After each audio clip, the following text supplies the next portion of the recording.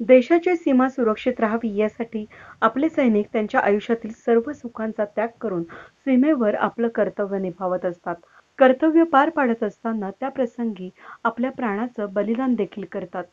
सैनिकांप्रती आपली निष्ठा दाखवण्यासाठी 7 डिसेंबर हा दिवस सशस्त्र सेना ध्वज दिन म्हणून साजरा केला जातो.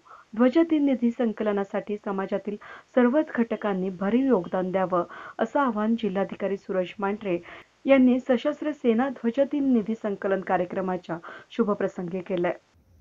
नमस्कार, मी सूरज मांढरे, जिल्हाधिकारी नाशिक बोलतोय. आज 7 डिसेंबर आपण ध्वजदिन म्हणून साजरा करत असतो. आपले सैनिक सीमेवरती आपल्या देशाचं रक्षण करतात. त्यांच्या पूर्ण जीवनातला सगळा आनंद ते आपल्या सगळ्या समाजासाठी अर्पण करतात. प्रसंगी प्राणाचं बलिदानसुद्धा करतात आणि त्यांच्याप्रती केवळ कोरडी सहानुभूती दाखवणं अपेक्षित नाही आहे, तर आपण सुद्धा काही योगदान त्यामध्ये देता येईल का याकरताची एक संधी म्हणून आजचा दिवस हा असतो. आमच्या जिल्हा सैनिक कार्यालयामार्फत ध्वजचे जे स्टॅम्प्स आहेत छोटे छोटे त्याचं वितरण केलं जातं.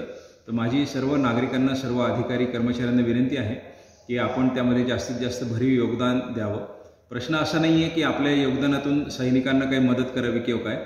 आपल्या स्वतःची जी काही देशाच्या प्रती भावना आहे ती व्यक्त करण्यासाठीचं एक साधन म्हणून याकडे आपण बघितलं पाहिजे. मी आज सकाळी ध्वजनिधीच्या संकलनाला माझ्यापासून सुरुवात केली आहे. मी 5,000 रुपये डोनेशन त्यामध्ये दिलेलं आहे. माझी विनंती आहे की ऑल इंडिया सर्व्हिसेसचे जे अधिकारी आहेत त्यांनी 5,000 रुपयापर्यंत, क्लास 1 अधिकारी जे आहेत त्यांनी 2-3 हजार रुपयांपर्यंत आणि बाकी कर्मचाऱ्यांनी त्यांच्या क्षमतेनुसार यामध्ये योगदान द्यावं आणि नागरिकांनी सुद्धा यामध्ये जास्तीत जास्त सहभागी व्हावं अशी जिल्हाधिकारी म्हणून माझी सगळ्यांना विनंती आहे. धन्यवाद. जिल्हाधिकारी कार्यालयात जिल्हाधिकारी सुरज मांढरे यांच्या हस्ते ध्वजदिन 2020 निधी संकलन कार्यक्रमाचा शुभारंभ करण्यात आला. त्यावेळी ते बोलत होते.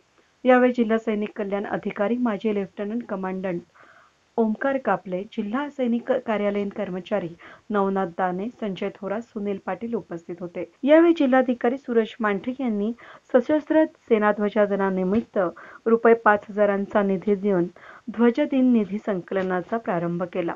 जिल्हा सैनिक कल्याण कार्यालयामार्फत जिल्हाधिकारी सुरज मांढरे यांनी तिन्ही दलाचे प्रतीक असलेला ध्वज आणि स्मृतिचिन्ह यावेळी देण्यात आलं. वेद न्यूजसाठी सिनियर कॉरेस्पॉन्डंट कमलाकर तिवडे, नाशिक.